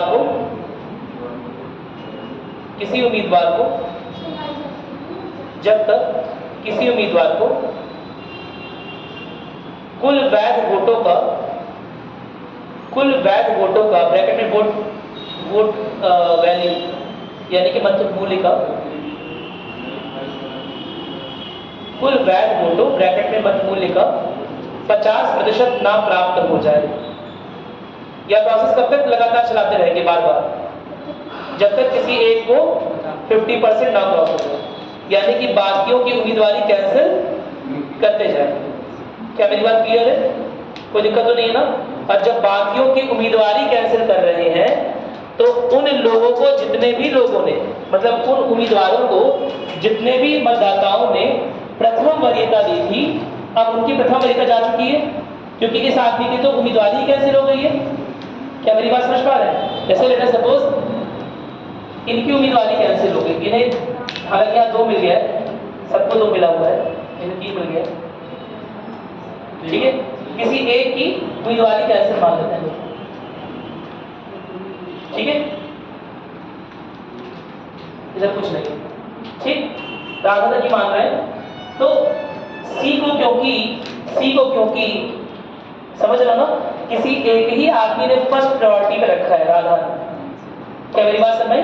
इसीलिए सी की उम्मीदवारी कैंसिल कर दी जाएगी और यह देखा जाएगा कि राधा ने सेकंड प्रायोरिटी पर, दूसरी वरीयता पर किस उम्मीदवार को रखा है। क्या मेरी बात क्लियर है? राधा की दूसरी वरीयता को ही राधा की प्रथम वरीयता मान लिया जाएगा और राधा जैसे और भी मतदाता होंगे ना, केवल ये 4-5 लोग तो है नहीं, कई सारे सांसद, कई सारे विधायकों का है, तो जितने भी निर्वाचक हैं, जितने भी मतदाता हैं, सबके वोट है ना कैंसिल, सबके वोट नहीं कैंसिल होंगे, इन्हें दिए गए वोट कैंसिल हो जाएंगे और उन्हें उनकी सेकंड प्रायोरिटी चेक की जाएगी। कोई दिक्कत तो नहीं है ना? जिन लोगों ने भी सी को फर्स्ट प्रायोरिटी दी है, जैसे ही सी की उम्मीदवारी कैंसिल हुई है ना, जैसे ही सी की उम्मीदवारी कैंसिल हुई, उनका फर्स्ट वोटिंग खराब हो गया। क्या मेरी बात सुन? तो अगर फर्स्ट वोटिंग खराब हो गया तो इसका क्या ये मतलब हुआ कि उनके दिए गए वोट का कोई मतलब ही नहीं रहा, संघीय ढांचा कमजोर होने लगा। क्या मेरी बात सुन रही है? तो ऐसे में क्या किया जाता है, जो उनकी सेकंड प्रेफरेंस है, उनके जो दूसरी वरीयता है, उसी को ही प्रथम वरीयता मान लिया जाता है ना, ताकि उनका भी वोट, भले ही उन्होंने जिस आदमी को वोट दिया था वो अब उसकी उम्मीदवारी कैंसिल हो चुकी है, लेकिन इसका यह मतलब नहीं है कि उनका मताधिकार खराब हो जाएगा। अभी भी वो प्रेसिडेंशियल इलेक्शन में पार्टिसिपेट कर रहे थे। वो कितनी इंपॉर्टेंट बात है। क्या मेरी बात समझ? अभी भी वो प्रथम वरीयता दी था ना किसी को, और उसका उम्मीदवारी कैंसिल हो गया, तो उसका उम्मीदवारी कैंसिल हो गया, तो इसका मतलब ये नहीं है कि इनके द्वारा किया जाना वोट सब बेकार हो गया। मेरी बात सुने? यह देखा जाएगा कि इन्होंने दूसरी वरीयता किसे दी और उस दूसरी वरीयता को क्या मान लिया जाएगा? प्रथम मान लिया जाएगा। और अब उस प्रथम को से लेकर दोबारा कैलकुलेट किया जाएगा, दोबारा गणना की जाएगी कि क्या कोई उम्मीदवार ऐसा है जिसका 50% क्रॉस हो रहा है या नहीं हो रहा। अगर दूसरी वरीयता दी तो क्या होगा? सो गए हो तुम लोग, एकदम बेहोश हो गए हो। इतना समझ में आ रहा है तुम लोग को? नहीं समझ आ रहा है? सुनना ही तो है, क्या करना है? बस ध्यान से सुनना जो बोल रहा हूँ कि जितने भी उम्मीदवार हैं उतने वोट हैं आपके पास, जितने भी उम्मीदवार हैं उतने वोट है ना। आप चाहो तो उपयोग करो, आप चाहो तो ना उपयोग करो। बहुत सिंपल सी बात है। लेट अस सपोज कि 3 उम्मीदवार हैं तो मैं क्या करूंगा, ABC, let us suppose ABC है, तो मैंने क्या बोला, मैंने बोला C को पहली प्रायोरिटी दी, मैंने A को दूसरी प्रायोरिटी दी और B को तीसरी प्रायोरिटी दी, ऐसा कुछ दे दिया मैंने। क्या मेरी बात क्लियर है? अब अगर बाई चांस C अपनी उम्मीदवारी से पीछे हट जाए, तबीयत खराब हो जाए, क्या मेरी बात समझ में, या भाग जाए, है ना, शेख हसीना, क्या मेरी बात समझ में आ गई है ना, यहाँ पर बात करूँ, उनके साथ भाग जाए, क्या मेरी बात समझ में कि नहीं है? तो ऐसे में क्या करेगा आप बताओ, अब उसकी भी तो उसका मताधिकार कोई मतलब नहीं रहेगा। जिस आदमी ने मैंने वोट दिया है और जिस उम्मीदवार को पहली प्रायोरिटी मानी थी, है ना, उसे कुछ हो जाए, वो अपनी उम्मीदवारी से पीछे हट जाए, उसके डॉक्यूमेंट जाली निकले, उसका आधार कार्ड फर्जी निकले, क्या मेरी बात समझ आ रही है? तो ऐसे में क्या मेरे मत की वैल्यू कुछ नहीं रह जाएगी? रहेगी। मेरी सेकंड प्रायोरिटी चेक होगी कि अगर ये आदमी गड़बड़ है तो मैंने सेकंड प्रायोरिटी पे वोट किसे दिया हुआ है। क्या मेरी बात समझ में? अरे बोलो, ठीक है, इसी वजह से ऐसा किया जाता है, ठीक है, और इसीलिए प्रावधान बनाया गया है। इस प्रावधान का उपयोग अभी तक एक बार हुआ है बीबी गरी के इलेक्शन में, है ना, क्योंकि इतना कॉम्प्लिकेटेड है कि कठिन हो जाएगा इलेक्शन काफी ना। आसान है क्या? नहीं आसान है। तो सोचो बताना इतना कठिन है तो कैलकुलेट करना कितना कठिन होगा, ठीक है। और इसके अलावा अनुपातिक प्रतिनिधित्व भी है, एक और कैलकुलेशन, एक क्लास बताने में लग जा रही है, मेरी बात सुने, तो कैलकुलेट करने में कितना टाइम चला जाएगा, इसलिए बहुत टाइम चलाता है। इसीलिए ऐसा नॉर्मली होता नहीं है, लेकिन अगर कभी भी ऐसा होता हो, 50% लोग क्रॉस ना कर रहे हो कोई भी उम्मीदवार, तो यही तरीका अपनाया जाएगा।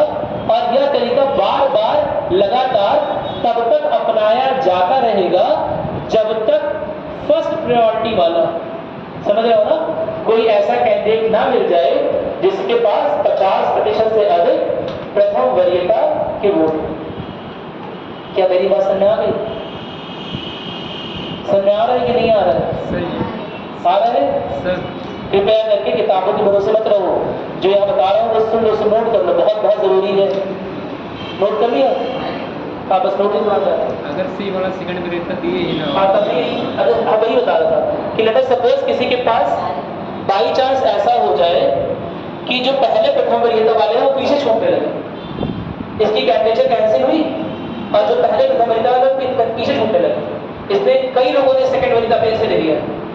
तो ऐसे में जितनी भी सेकंड वरीयता वाली वही फर्स्ट बन जा रही है ना, तो डी जो कि रेस में ही नहीं था वो भी आ जाएगा। वो सेकंड दिए ही ना, मतलब सेकंड नहीं दिए तब तो कैंसिल मान लिया जाएगा, सेकंड नहीं दिए तो कैंसिल मान लिया जाएगा। फिर क्या किया जाएगा? फिर किसी और कैंडिडेट को हटाया जाएगा। मेरी बात सुन क्या?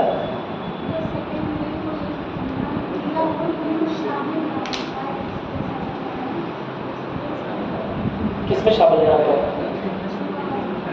चुनाव बस एक ही बार करना है उसे, एक बार जाना है, एक फॉर्म भर दिया कि भैया इस आदमी को हमें फर्स्ट प्रायोरिटी पे रखना है राष्ट्रपति के नाम पर। अगर ये ना बन पाए तो सेकंड प्रायोरिटी पे ये आदमी बन जाए, अगर ये भी ना बन पाए तो ये आदमी बन जाए, अगर ये भी ना बन पाए तो ये आदमी बन जाए।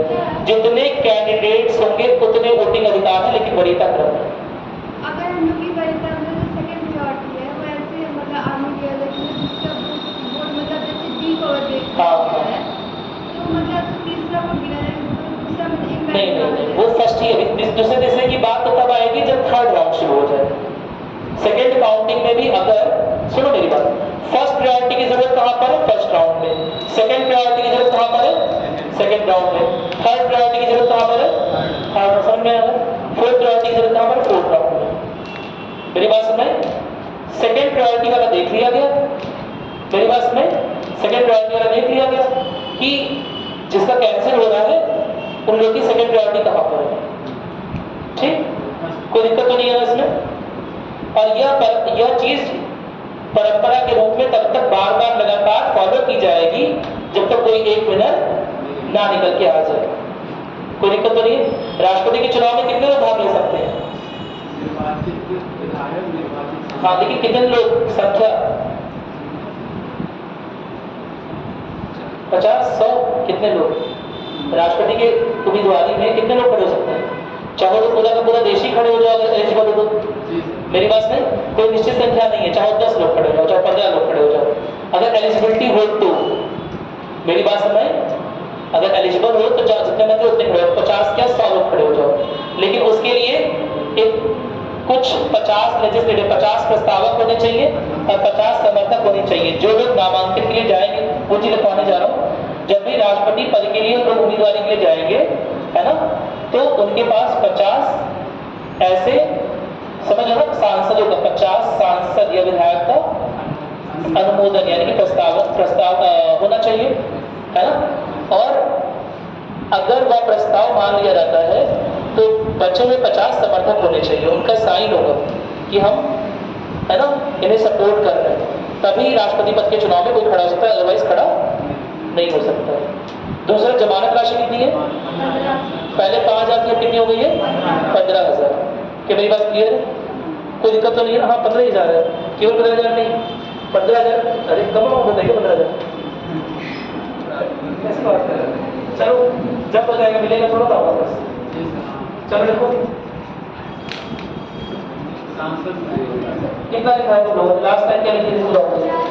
50,000 नाम प्राप्त हो जाएगा। सेकंड राउंड वाला हो गया। चलिए, क्या लिखिए कि यह प्रोसेस बार बार रिपीट की जाएगी, ये बात लिखिए। इसके बाद लास्ट लिखो एक पॉइंट, बस अपना नोट करने से लिखो, राष्ट्रपति के चुनाव से संबंधित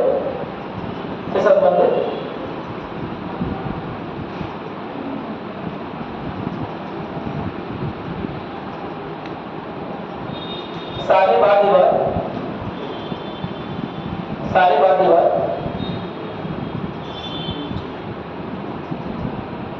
को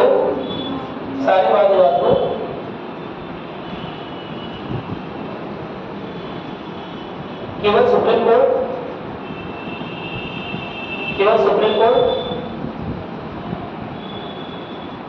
के द्वारा सुना जा सकता है, सुप्रीम कोर्ट द्वारा सुना सकता है, और उसके द्वारा दिए गए फैसले को अंतिम और निर्णायक माना जाएगा। उसके द्वारा दिए गए फैसले को अंतिम और निर्णायक माना जाएगा।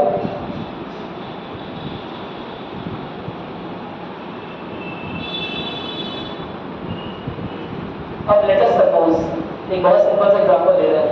इलेक्शन हो गया और किसी को राष्ट्रपति चुन लिया गया, लेकिन बाद में पता चला कि उसने जो आधार कार्ड लगाया है वो फर्जी है, या जो 10वीं की मार्कशीट लगाई है वो फर्जी है, या कुछ उसने गड़बड़ डॉक्यूमेंट का इस्तेमाल किया।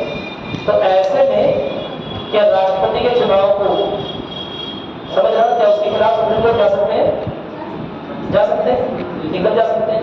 अगर लेटर सपोज पता चलता है कि राष्ट्रपति का जो चुनाव प्रक्रिया हुई है वो बहुत ट्रांसपेरेंट यानी कि पारदर्शी नहीं थी, ठीक है, उसमें कुछ गलतियां हुई, कुछ खामियां हुई हैं, तो उस प्रोसेस को लेकर या उस पर जो भी डाउट है उसे लेकर लोग सुप्रीम कोर्ट जा सकते हैं। और ऐसे में अगर सुप्रीम कोर्ट जो उस समय का राष्ट्रपति है उसकी उम्मीदवारी को कैंसिल कर दे, सोच के बताना। अगर राष्ट्रपति पद पे लेटर सपोज कोई 1 साल से काम कर रहा है, 2 साल से काम कर रहा है, और बाद में पता चला कि उसके समय जो चुनाव हुए थे उसमें कुछ खामियां थी जिसकी वजह से वो अयोग्य है, देखा जाए तो अयोग्य है, तो उसका कैंडिडेचर, उसका उम्मीदवारी कैंसिल हो जाएगा। अब सोच के बताओ, उसके द्वारा लिए गए डिसीजन, उसके द्वारा लिए गए निर्णय क्या उस समय रहेंगे या अपने आप गायब हो जाएंगे, कैसे हो जाएंगे? कैंसिल नहीं होंगे, रहेंगे। एक ऐसा राष्ट्रपति जो फर्जी डॉक्यूमेंट से बन गया हो, अगर उसने कोई डिसीजन लिया है, कहीं कोई साइन किया है, तो उसके द्वारा लिए गए निर्णय सही माने जाएंगे, गलत माने जाएंगे? सही माने जाएंगे। चलो वेरी गुड। इधर से क्यों बताओ, क्या कारण है? सही आंसर देगा तुम लोग, वेरी गुड। लेकिन क्या कारण है? जो निर्णय लेंगे वो मंत्रिपरिषद की, हाँ, क्योंकि ज्यादातर निर्णय मंत्रिपरिषद की सिफारिश से आया, वो अकेला नहीं है जो निर्णय ले रहा है, ठीक है। ज्यादातर निर्णय कैसे हुआ है? मंत्रिपरिषद की सिफारिश से हुआ है। कोई दिक्कत तो नहीं है ना? तो नोट करोगे, लिखो, यदि राष्ट्रपति पद पर स्थापित व्यक्ति की उम्मीदवारी को, जल्दी से नोट करोगे, पर स्थापित व्यक्ति की उम्मीदवारी को किसी वजह से आगे चलकर निरस्त किया जाता है, यानी कि राष्ट्रपति बनने के बाद निरस्त किया जाता है।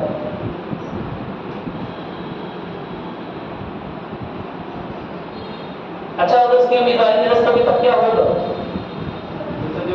या 6 महीने हाँ, सर जो जो उपराष्ट्रपति राष्ट्रपति रहेगा ये सेकंड कैंडिडेट है या दोबारा से इलेक्शन होगा? जो सेकंड कैंडिडेट रहेगा 6 महीने के अंदर तो इलेक्शन कराएंगे कि जो सर जो सेकंड कैंडिडेट रहेगा नहीं सेकंड कैंडिडेट बन जाएगा, सेकंड आएगा नहीं नहीं 6 महीने के अंदर फिर इलेक्शन दोबारा से चुनाव होगा। ना क्या मेरी बात सुन रहे?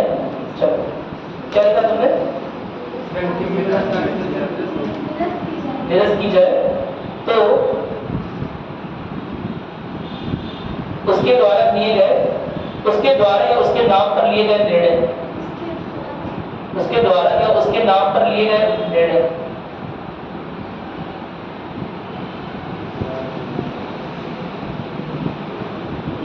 वैध पब्लिक अवैध रहेंगे। क्या रहेंगे बताओ? वैध रहेंगे, अवैध हो जाएंगे?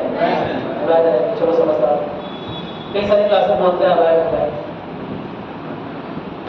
राष्ट्रपति के ऑर्डर के बाद तुम आईएएस बनोगे, एक प्रेसिडेंशियल ऑर्डर मिलेगा। एग्जीक्यूटिव जितने भी एग्जीक्यूटिव काम कर रहे होते हैं वो राष्ट्रपति के ऑर्डर पे ही काम कर रहे हैं। क्या मेरी बात सुन रहे हैं? तो अगर वो अवैध हो जाएगा तो जितने लोग बने सब बेकार हो जाएगा, सब दोबारा सब करवाना पड़ेगा। क्या मेरी बात सुन रहे हैं? चलो लिख लिया, कोई दिक्कत नहीं है ना? अभी वो राष्ट्रपति के नामांकन भी कर दिया, जैसे एक घंटा राष्ट्रपति के नामांकन कर दिया।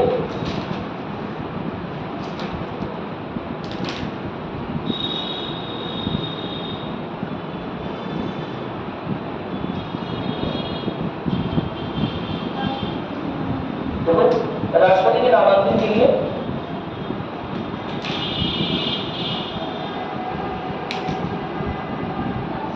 राष्ट्रपति के नामांकन का अनुमोदन कम से कम 50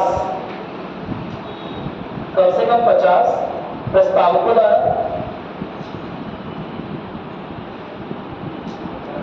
50 प्रस्तावकों द्वारा होना चाहिए और समर्थन जिसका समर्थन कम से कम 50, आगे दोबारा लिखोगे, जिसका समर्थन कम से कम 50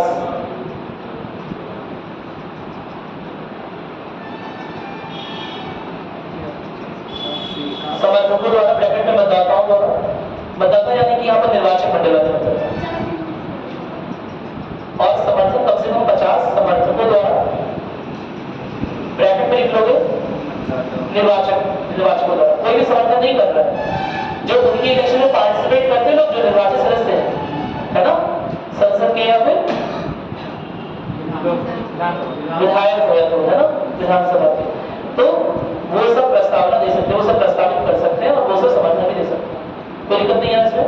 कम से कम 50 समर्थकों द्वारा दिया जाना चाहिए। किसके पास सबमिट होता है नॉमिनेशन? राष्ट्रपति का नामांकन किसके पास सबमिट होता है? जैसे बताओ मुझे। निर्वाचन मंडल तो वही लोग हैं जो सांसद हैं, जो विधायक हैं, बनी मतदाता। क्या कहें ऐसा क्वेश्चन? क्वेश्चन ये है, क्वेश्चन के अंदर मैं बोल रहा इतना तुम्हें बोलना नहीं। क्वेश्चन क्या था? क्वेश्चन ये है इसके पास जमा कि जो राष्ट्रपति का नामांकन पत्र होता है वो किसके पास जमा होता है? राष्ट्रपति का नामांकन किसके पास जाता है? निर्वाचन है। इलेक्शन कमीशन के पास जाता है।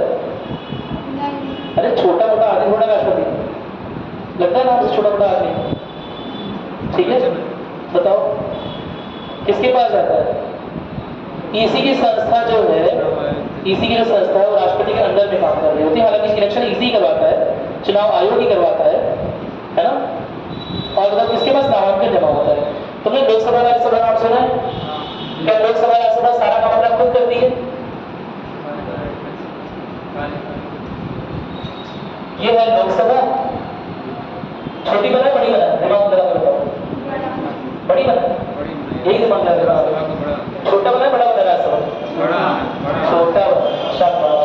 क्यों छोटा बना है? क्योंकि सदस्यों की संख्या कम काम में स्पेस कम चाहिए, नहीं समझे बात? समझा करो ना कोई चीज। क्या सारा काम ये जो एमपी चुन के गए हैं या लोकसभा के या राज्यसभा के, क्या सारा काम वो कर रहे होते हैं या उनके नीचे के अधिकारीगण कर रहे होते हैं? नीचे के अधिकारीगण जिनका जो किसके अंतर्गत काम रहे होते हैं, तब कर रहे होते हैं सचिवालय, सेक्रेटेरिएट। नोट किया? तो एक होता है लोकसभा सचिवालय, लोकसभा सचिवालय, और एक होता है राज्यसभा सचिवालय।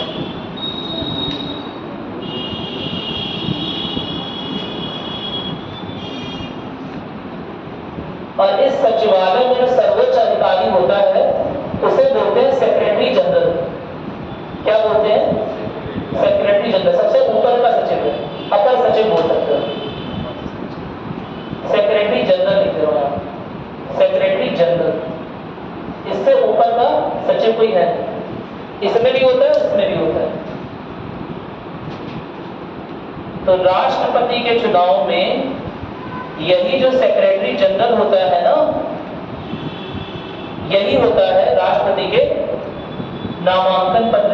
जो भी राष्ट्रपति के उम्मीदवार के लिए आ रहे हैं, है ना, जो भी उम्मीदवार राष्ट्रपति पद के लिए आ रहे हैं, वो इसी सेक्रेटरी जनरल के पास अपना नामांकन पत्र दाखिल करेंगे। क्या मेरी बात क्लियर है? तो ऐसे पद को बोलते हैं रिटर्निंग ऑफिसर। क्या बोलते हैं? Returning officer. लिख दे रहा हूं मैं इसे, रिटर्निंग ऑफिसर, रिटर्निंग अधिकारी। हिंदी में लिखो, हिंदी में भी लिखा हूँ, रिटर्निंग अधिकारी। ठीक है, कोई दिक्कत तो नहीं है? रिटर्निंग अधिकारी क्या करेगा?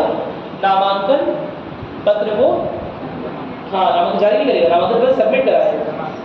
उसके पास ही जो उम्मीदवार लोग हैं वो भरकर लाएंगे और जमा करेंगे 50 प्रस्तावक और 50 समर्थकों के साइन के साथ। कोई दिक्कत तो नहीं है ना? और वो चेक करेगा क्या यह आदमी सही में योग्य है, जो राष्ट्रपति पद के लिए जो न्यूनतम अर्हताएं हैं वो पूरी करता है कि नहीं करता है। कोई दिक्कत तो नहीं है? अब इन दोनों से कौन ये काम करेगा? लोकसभा या राज्यसभा? लोकसभा। क्यों? क्योंकि बड़ा है। एक इलेक्शन में ये काम कर रहा होगा और उसके अगले इलेक्शन में ये काम कर रहा होगा। क्या मेरी बात क्लियर है? जैसे लेटर सपोज 2022 में कोई इलेक्शन हो तो उसमें रिटर्निंग ऑफिसर कौन बन गया? लोकसभा के सचिवालय का सेक्रेटरी जनरल। और अगले इलेक्शन में जो 2027 में होगा उसमें राज्यसभा सचिवालय का सेक्रेटरी जनरल राष्ट्रपति पद के लिए जो नामांकन पत्र है उसका दाखिला करवा रहा होगा।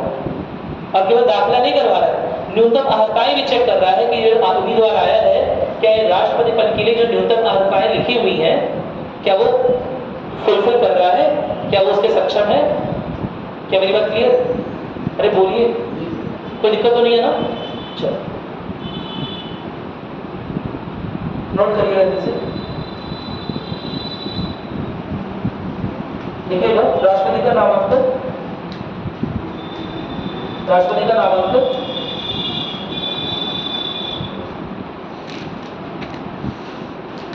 लोकसभा या राज्यसभा सचिवालय के सेक्रेटरी जनरल के पास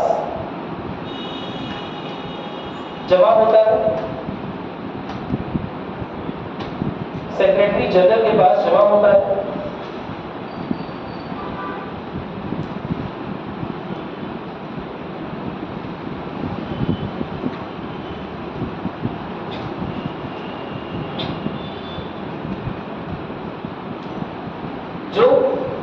जो प्रेसिडेंट और वाइस प्रेसिडेंट, जो प्रेसिडेंट और वाइस प्रेसिडेंट यानी राष्ट्रपति और उपराष्ट्रपति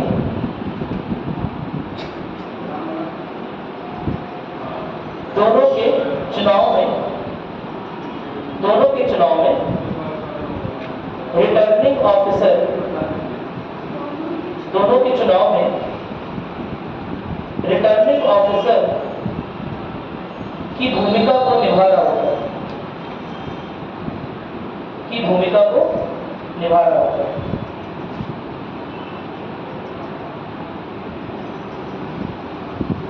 कोई दिक्कत तो नहीं है ना?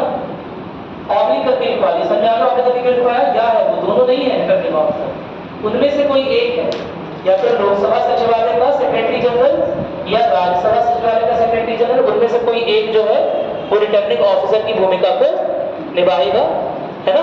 और कैसे कैसे, एक के बाद एक, कोई दिक्कत तो नहीं है ना। एक इलेक्शन में ये बन जाएगा नामांकन पत्र को सबमिट करने वाला, और दूसरे इलेक्शन में ये बन जाएगा, कोई दिक्कत तो नहीं है इसमें, एकदम क्लियर हो गया, ठीक है। चलिए अब देखते हैं पर्सनल टाइम। अच्छा, वीवी वाली बात लिखी कि नहीं लिखी? 15,000 वाला वारंट लिख लिया है, लिखिएगा, लिख लीजिए। देखिए राष्ट्रपति पद के लिए, राष्ट्रपति पद की उम्मीदवारी के लिए, राष्ट्रपति पद की उम्मीदवारी के लिए 15,000 का रुपए, 15,000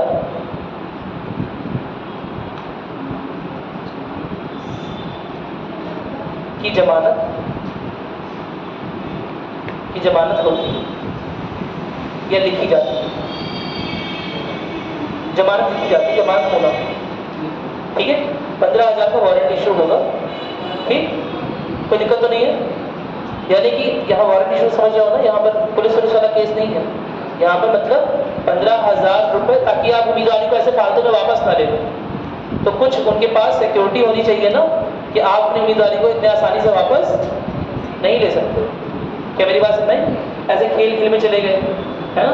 हालांकि खेल में पॉसिबल नहीं कि 50 प्रस्तावक और 50 समर्थन चाहिए, लेकिन फिर भी मालूम मत कर जाए गेम खेलने का, है ना। चलो अब बताओ, एक राष्ट्रपति पद की शपथ किसमें है, कौन से आर्टिकल में? आर्टिकल 60 नोट करोगे, अनुच्छेद 60 में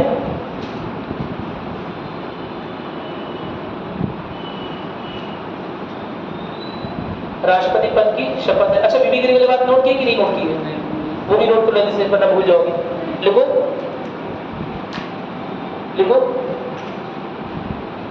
अब तक हुए राष्ट्रपति पद के चुनाव में केवल एक बार, अब तक हुए राष्ट्रपति पद के चुनाव में केवल एक बार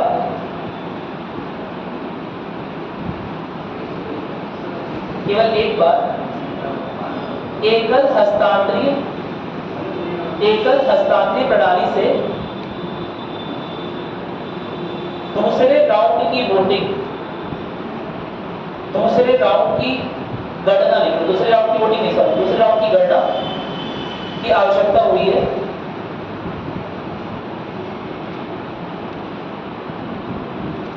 कब हुई है? डैश करके लिखोगे, वीवी गिरी सन 1959, सॉरी 1969, ठीक है। वीवी गिरी केवल एक बार हुई है, वीवी गिरी के इलेक्शन के टाइम पर 1969 में, ठीक। अब लिखवाना है महाभियोग, कौन से आर्टिकल में, कौन से अनुच्छेद में महाभियोग है? 61। 60 में शपथ दिला रहे हैं और 61 में क्या कर रहे हैं? तरीका बता रहे हैं किस तरह शपथ लेने के बाद भी बाहर आ सकते हो। क्या मेरी बात सुनाई?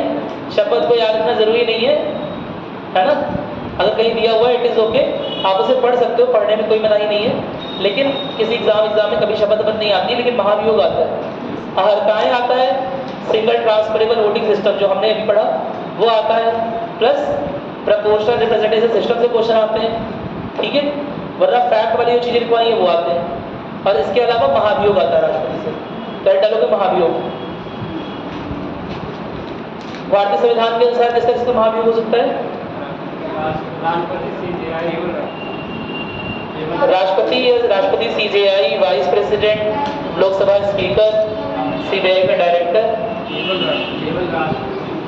राष्ट्रपति और सीजेआई, राष्ट्रपति, सीजेआई, वाइस प्रेसिडेंट का भी होता है, वाइस प्रेसिडेंट को भी होता है।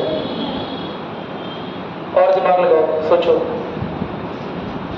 वाइस प्रेसिडेंट का वैसे नहीं हो सकता, वाइस प्रेसिडेंट तभी हो जब प्रेसिडेंट की तरह एक्ट करता है। मेरी बात सुने?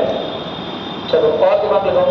और किसी का हो सकता है, और किसी के साथ इम्पीचमेंट यानी कि महाभियोग शब्द का उपयोग नहीं। हालांकि जो प्रोसेस दी गई है वो कुछ मिलती जुलती ही है। जो सीजेआई यानी कि मुख्य न्यायाधीश को हटाने का जो तरीका दिया गया है वो कुछ कुछ मिलता जुलता है, लेकिन फिर भी उसे हम अगर देखा जाए तो टेक्निकली उसे महाभियोग नहीं बोलेंगे, क्योंकि किसी और भी के साथ संविधान में इम्पीचमेंट शब्द का उपयोग या महाभियोग शब्द का उपयोग नहीं हुआ है।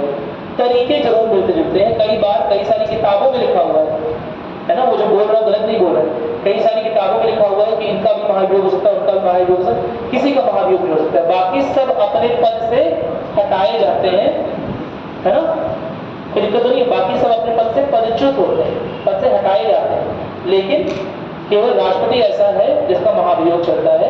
मैं दोबारा बोल रहा हूँ, इसका मतलब ये नहीं है कि प्रोसेस बहुत अलग है, प्रोसेस एक जैसी है, लेकिन संविधान में केवल राष्ट्रपति के महाभियोग के बारे में बात की है और किसी के हटाने की प्रोसेस को महाभियोग नहीं बोला। क्या मेरी बात समझ आ गई? कोई दिक्कत तो नहीं है ना? और कौन सा आर्टिकल में लिखा हुआ है ये? आर्टिकल 61, तो नोट करोगे इनसे, देखो अनुच्छेद 61 के अनुसार, अनुच्छेद 61 के अनुसार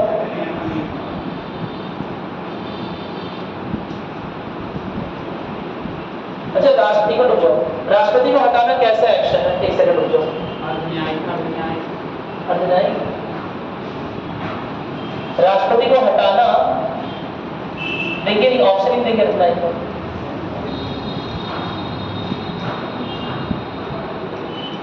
विधायी कार्य है या कार्यपालिक कार्यपालिक कार्य? बताओ। विधायी कार्य है, क्यों? कार्यपालिका के निर्णय के अनुसार राष्ट्रपति को हटाया जा रहा है या विधायिका के अनुसार?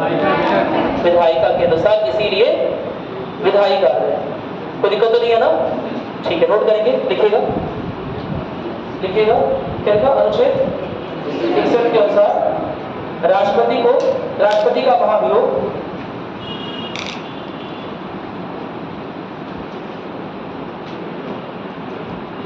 संविधान के उल्लंघन के आधार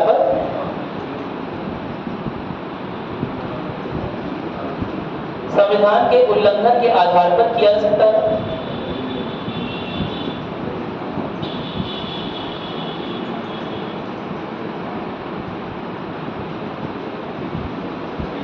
हालांकि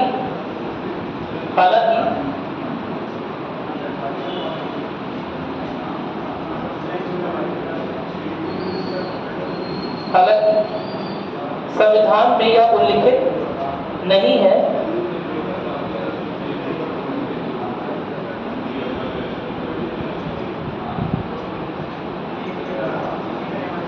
कि राष्ट्रपति के द्वारा किए गए किस तरह के कार्य को या कार्यों को संविधान की अवहेलना माना जाएगा।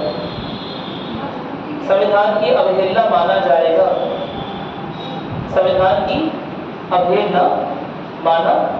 या उल्लंघन माना जाएगा।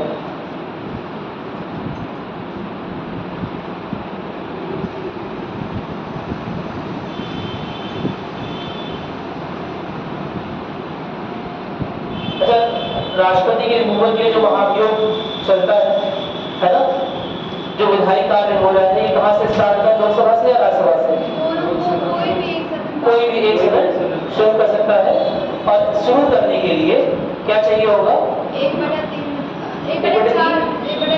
1/4 क्या है? कुल मतदाता या जो प्रेजेंट है वहां पर? कुल मतदाता।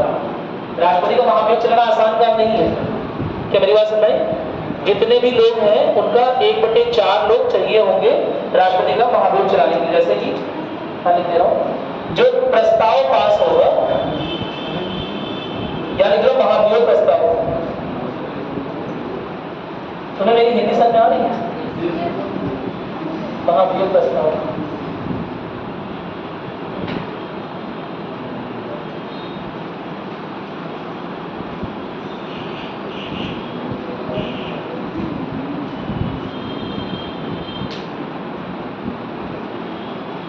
दो तरह से हो सकता है, लोकसभा से और राज्यसभा से। लोकसभा में कितने लोग हैं? कितने सदस्य हैं? 545। बढ़ के बोलो। 247, 43, 45, 243, 243। तो राज्यसभा के 243 लोग, इनमें से अगर 1/4, कुल मिलाकर 243 लोग है ना, तो इनका 1/4 निकाल लो, कितना आ जाएगा? जल्दी से निकाल बताओ मुझे। सीसैट भी तो आएगा एग्जाम में, कितना देर लगा दिया? अरे सीसैट की कॉपी नहीं चेक होगी तो जीएस वन शुरू ही नहीं होगा। पहले सीसैट की कॉपी चेक होती है, समझे ना? सीसैट का आधा घंटा लगा, कितना आएगा? 6.7 पॉइंट तो बोल रहे हैं, 60 पॉइंट हो ना? तो 60 पॉइंट यानी कि 61 हो गया। 60.1 में होता तो 60.01 में होता तो कितना मानते हैं? 61 ही मानते हैं, न्यूनतम नहीं लेते हैं, उससे थोड़ा सा बढ़ा के लेते हैं, ठीक है? वैसे भी 60.1 तो संभव नहीं है ना, क्योंकि सदस्यों की बात हो रही है, ऐसा तो होगा नहीं कि 0.1 सदस्य 0.2 सदस्य कहीं मिलेंगे। तो यानी कि अगर राज्यसभा से महाभियोग का प्रस्ताव चलाना है तो कम से कम 61 प्रस्तावक चाहिए होंगे। क्या मेरी बात समझ आ गई? कोई दिक्कत तो नहीं है ना? 61 लोग जब अनुमोदन करेंगे तब जाकर कहीं राष्ट्रपति का महाभियोग का प्रस्ताव चल पाएगा। और लोकसभा से मुझे बता के बताओ कितना आ जाएगा? 137 के लगभग बताओ, डेसिमल इसमें लगा के बताओ।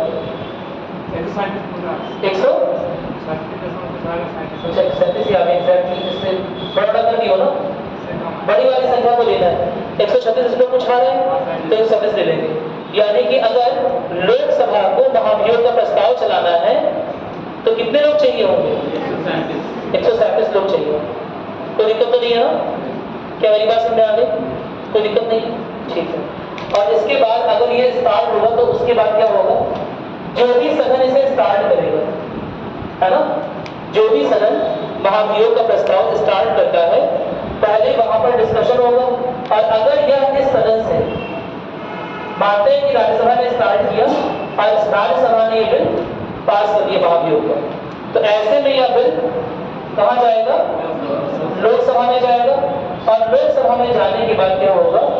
लोकसभा ना केवल एक सदन के रूप में महाभियोग को चलाएगी, साथ ही साथ एक इन्वेस्टिगेटिव एजेंसी की तरह काम करेगी, या फिर किसी को अधिकार देगी जांच करने का, सीबीआई को, सीआईडी को, जिसको भी दे।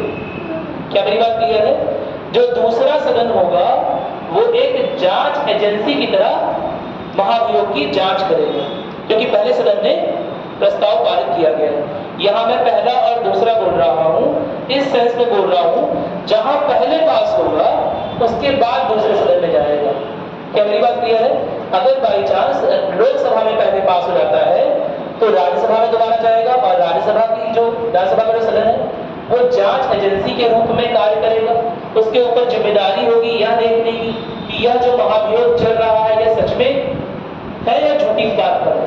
ऐसा हो सकता है ना कि राष्ट्रपति आपके द्वारा दिए गए बिल को पास ना करें, साइन ना करें, मना करें, वापस कर दें, बार बार डिले करें।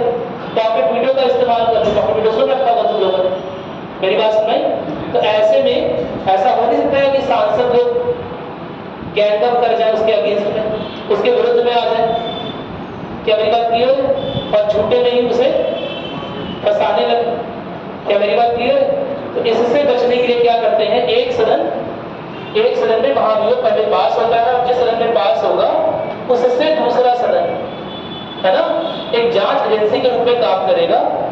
यहाँ पर दूसरे सदन में राष्ट्रपति को अपने पक्ष को रखने के लिए आमंत्रित किया जाएगा। क्यों आमंत्रित किया जाएगा? एक चीज होगी लॉ ऑफ नेचुरल जस्टिस, सुना है? प्राकृतिक न्याय का सिद्धांत सुना है कि नहीं सुना है? सुना है? प्राकृतिक न्याय का सिद्धांत क्या बोलता है बताओ? कि सबकी बात, भले अगर किसी को कुछ बोल रहे हो, अगर किसी पर कोई आरोप लगा रहे हो तो उसकी बात भी तो सुनने, उसे भी तो